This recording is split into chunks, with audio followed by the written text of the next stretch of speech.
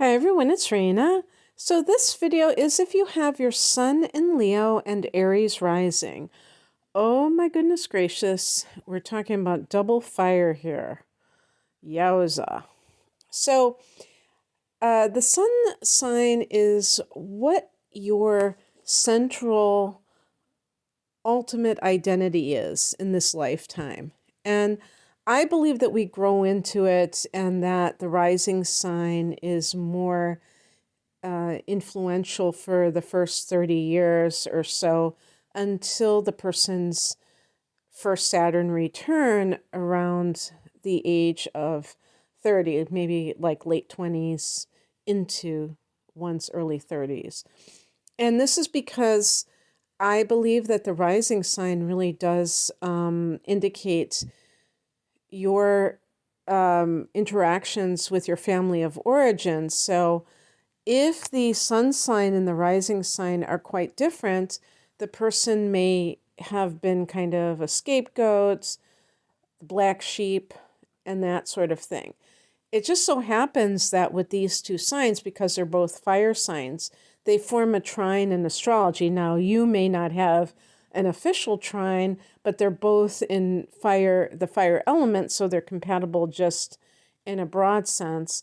And you may just come from a very lively, spirited family, and you're right in the thick of things, and it's perfectly compatible with who you truly want to be.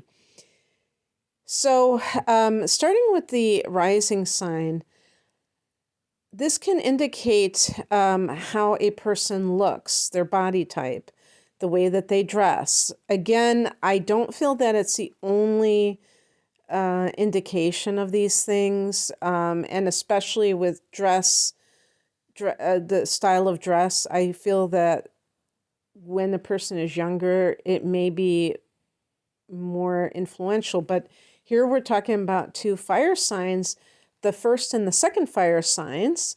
Sag is the third one, which is my sun sign. So I know about the fire element and how it can play out. But I don't have a fire ascendant along with my sun and Sag. So I think that when somebody does have that, they do have a lot of that masculine energy, even if they are a female. And this has nothing to do with how they look, how you look. When we talk about feminine and masculine energy, we're talking about energy. We're talking about the way that a person projects their essence in life.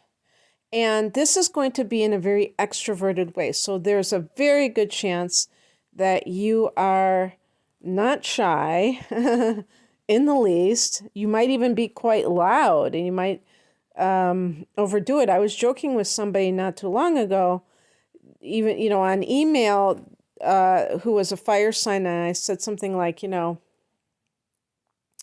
that person might have been an actual Leo. And I was saying, the fire signs love to use exclamation points because when we talk, we might use that kind of intonation in our voice to really just kind of expand things, blow things up even more, exaggerate our emotions. There's kind of that exaggeration. And that's because fire signs are expansive. Think about fire. It's very expansive. We talk about the wildfire that spreads just very chaotically, but enthusiastically. And that describes you, that probably describes you to a T, is that you have a zest for life. Nothing can probably keep you down too long. Now, definitely check out your moon sign, because if you have an emo moon sign, if you have water for your moon, that can throw a monkey wrench into things for sure. And you might find that you're overly emotional, because fire is emotional, but it tends to be like emotional in an objective way, in a more what we would call rather than a personalized way that's dealing with our own private dramas or personal dramas. It's more like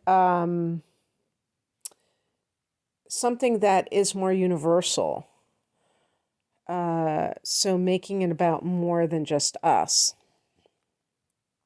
But yeah, I mean, because the moon is the emotional nature, that can really affect things. And anyway, and I was going to say too, if the moon is in Scorpio, that can be quite a combination to have the sun in Leo, the moon in Scorpio, and Aries rising. I would think those that trifecta, if you will, might produce somebody who is a little bit difficult because their astrology is complicated.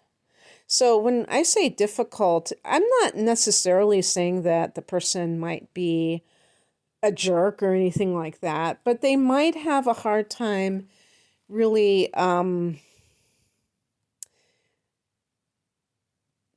coping with life on its own terms. Like the thing with Leo and with Aries in their own way is they want to run the show. Leo is a natural leader and Aries is a cardinal sign, so and it's also the first sign of the zodiac, which is me, me, me.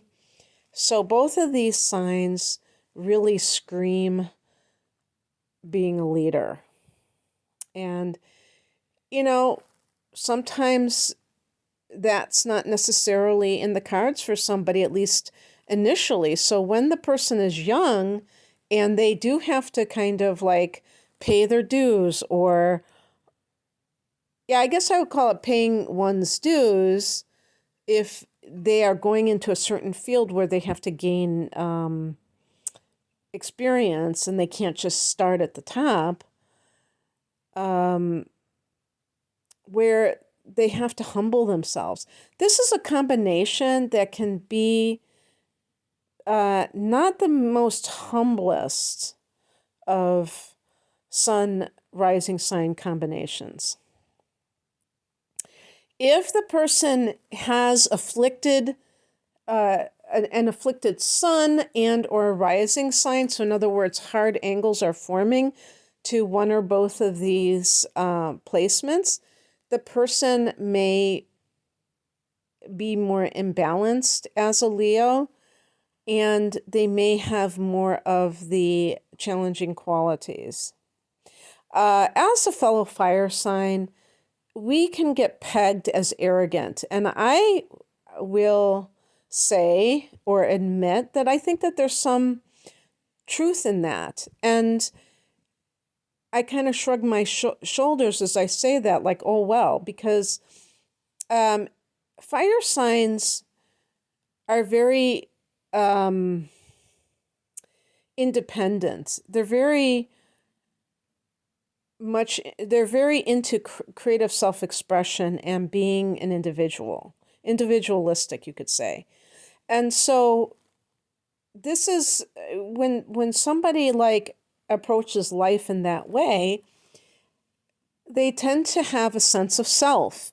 Other people tend to, you can see this by, observing other people. You can see how they tend to, stick their finger in the air and see which way the wind is blowing. Fire signs don't do that because we kind of feel like we're going to, make things happen. We're not there to just kind of be influenced by others. We may be the thought leaders, the people who are on the front runners, and everybody's catching up to us. And so this can certainly be true for your combination. And no matter what, a double fire sign like that can be viewed as arrogant because you may have a lot of confidence. You just have to watch out that it's not veering into cockiness or arrogance, which I think that those are slightly different words and meanings. With Leo, sometimes there's that and this is more of the challenged version of Leo, where the person is um, patronizing or, like condescending towards others because they feel superior.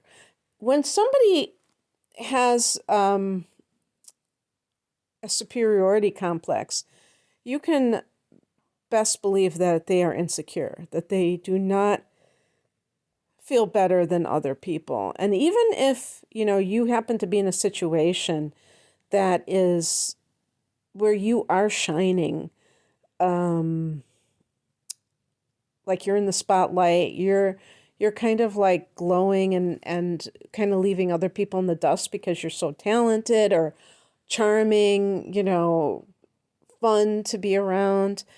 Um, that doesn't mean that a person would get a big head and that they should kind of like condescend to others. That's not an opportunity to do that. That's a time to really be as humble as possible in a genuine way, And so when people really kind of try to gain power in social situations and try to lord over other people, that's when they are not feeling personally powerful.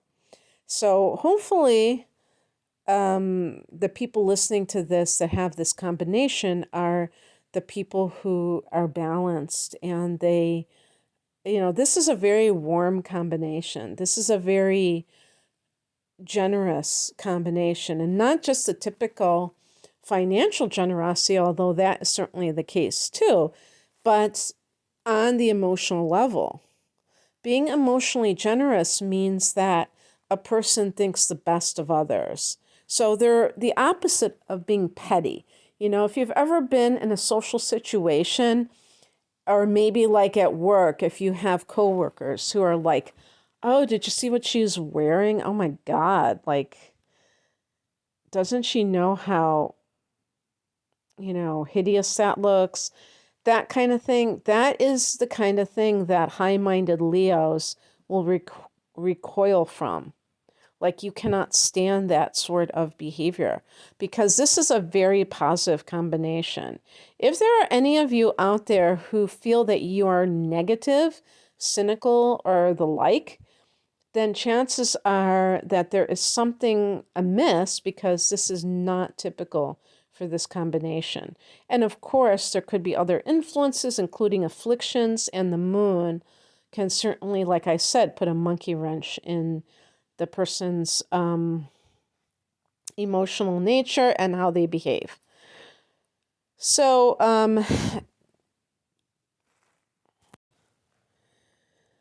so um, being Aries rising can mean that you are a very energetic person. Leo can be very hardworking, but I think Aries can too. But Leo can be like the workaholic, and because Virgo is right next to Leo, you may have Mars in Virgo and be very industrious, and that would just add to the workaholism. So you can have inexhaustible energy, like the Energizer Bunny. And because Aries is a cardinal sign, you can be that take charge kind of person who doesn't sit around and twiddle your thumbs. You get into the fray. And with the sun in a fixed sign, you can sustain yourself. So it's really good for success because the person initiates and then they are consistent in working and doing things. And this can be a very creative combination, and this can include being a natural performer. I think at some point, you probably will gravitate towards a position of leadership. It just is a matter of time.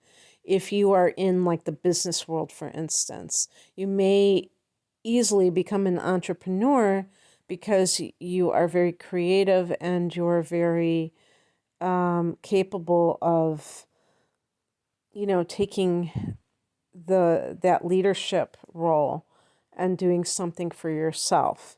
You're a self-starter. And the type of work besides performing and other creative pursuits and having your own business could be, there are many things that you could be doing. Maybe you're a teacher or a coach. I could see somebody who is like a coach for sports, maybe a life coach, where you're using that positivity and that natural tendency to see things, to grow, to want to expand, and to help other people to see that that is a good thing to do, and helping them to grow themselves. In terms, I was going to say too, education, this combination would be great for like children, because Leo rules the fifth house of love and creativity and children. And so you're like a big kid at heart. So you might be that beloved teacher that everyone has, everyone talks about, even when they're, middle-aged. Oh man, when they're reminiscing with their childhood friends. And that's because the best early childhood teachers are the ones who really convey that love of discovery, because there's a kind of a fresh energy with fire, because it is so expansive and it has enthusiasm. In terms of love, this is a very romantic combination. You have to be careful because both of these signs to me are among the lustiest signs. So there is a very good chance that you could fall in lust with somebody and think it's love. Being physically attracted to someone is certainly a normal thing, or something that you would perhaps want in a person that you're dealing with. You might not want to be physically repelled by them. But if a person is like completely like distracted by the physical side of things and jumps sometimes, or maybe many times, jumps into a physical relationship prematurely, it can give the illusion of intimacy when it is anything but. Having sex isn't really that much of an accomplishment. Animals do it. I'm sorry to sound so puritanical, but it's the truth. It's not really that big of a deal.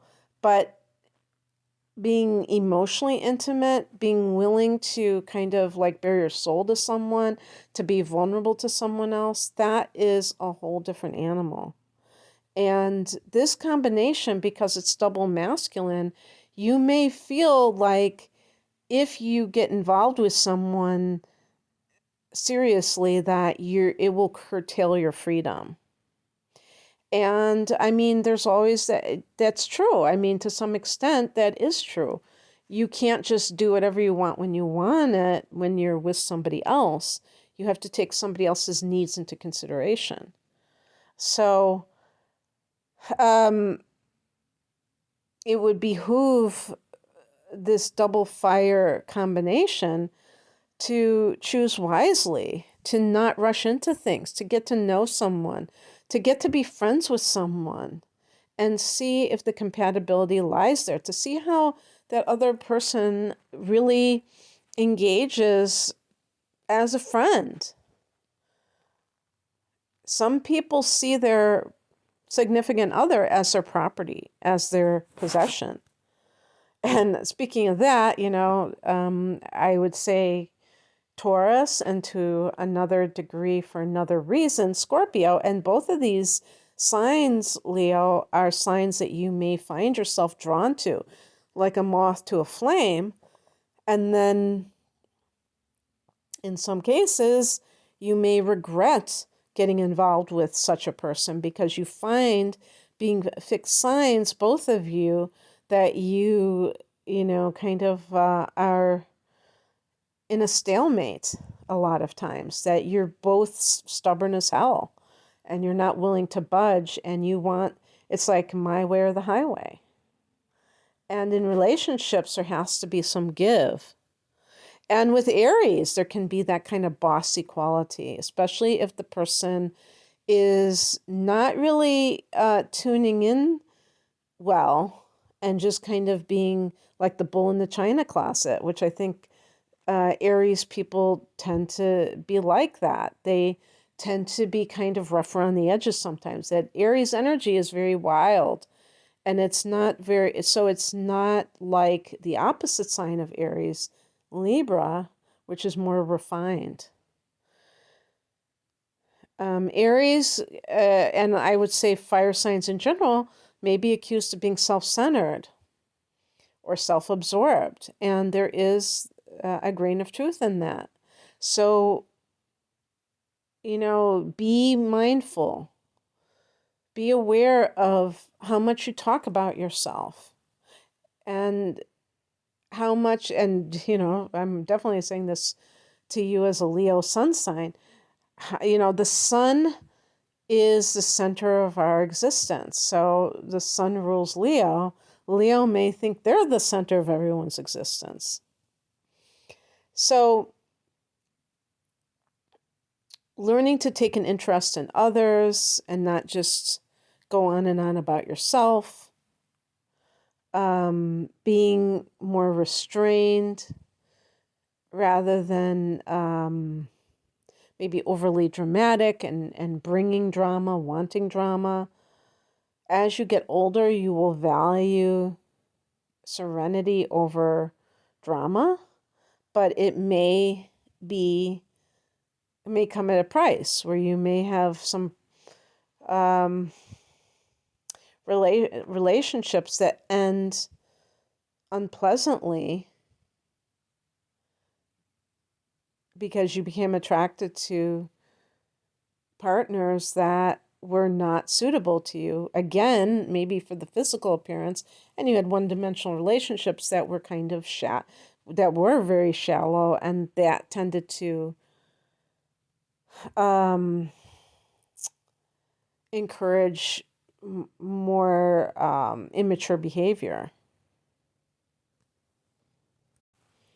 In love, you want to see as a red flag any relationship where there's a lot of fighting, and God forbid it was actual physical fighting, but I'm talking about even verbal sparring a lot. Unfortunately, Aries and maybe even Leo might think that adds spice to the relationship, and if a relationship is very peaceful, that it is boring. And so you have to kind of talk some sense into yourself if you have a tendency to view life that way, because it's not the case. And it can actually be hellacious to deal with relationships where there is just constant upheaval. And also another caveat in terms of this combination with relationships is be careful who you are generous with financially, because I do feel that you could attract someone who is looking for somebody to kind of take from. And because fire signs tend to be more in that expansive mode, they sometimes don't really pay attention to details. And that's, and be analytical in that sense and see if maybe the person that they're with is not really invested in the relationship, that it's a one-way street, and that they are using you for your money because you threw it around maybe at the beginning of the relationship, and because they're greedy or materialistic, whatever you want to call it, they were attracted to that and they wanted to keep that gravy train going.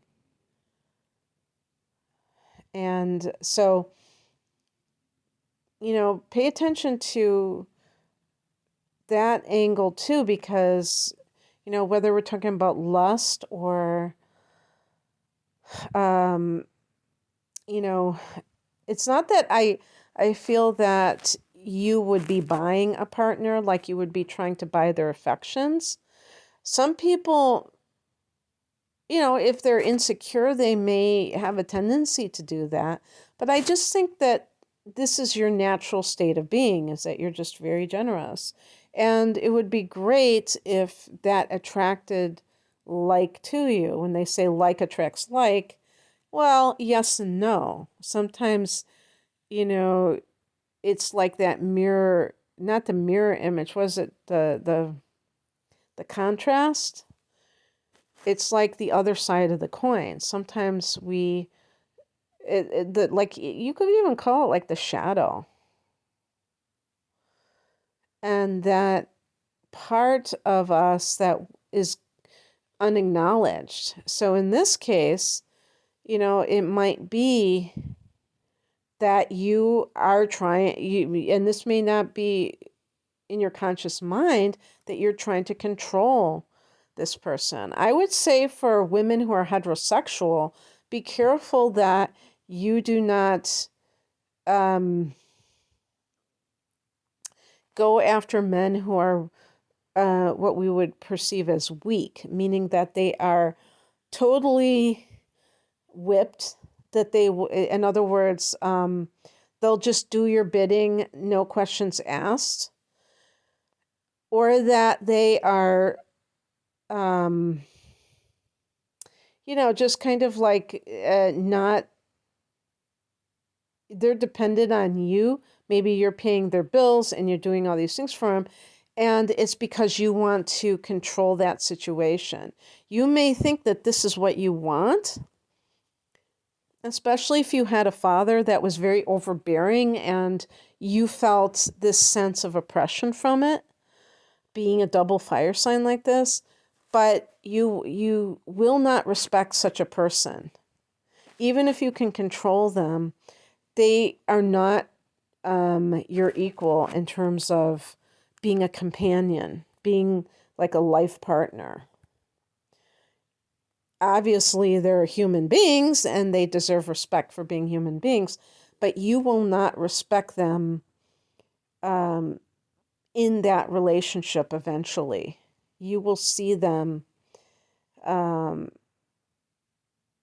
maybe even as a parasitical type of individual if they are not contributing to the relationship. And, sometimes we have to uncover hidden motivations for things because sometimes money is used to control. But I do believe that you love big. And when you find the right person for you, and this is going to be somebody who gives you a very long leash, if you expect to have a life partner, they're going to have to be comfortable with your autonomy and not be clingy, not needing to be always with you and allow you to live, to have your own friends, to do your own thing, and not always have to be part of a couple just because you're together with them. And I'm saying this to you too, so that you can realize that you have a right to those things. Just because we get involved with somebody else doesn't mean we forfeit our right to a separate life, a life that is not always including our partner. Some couples travel independently for whatever reason. There's no reason why people have to be attached to the hip. So, anyway, I hope that you enjoyed this. And if you would like a private reading, the link is below. Take care. Bye.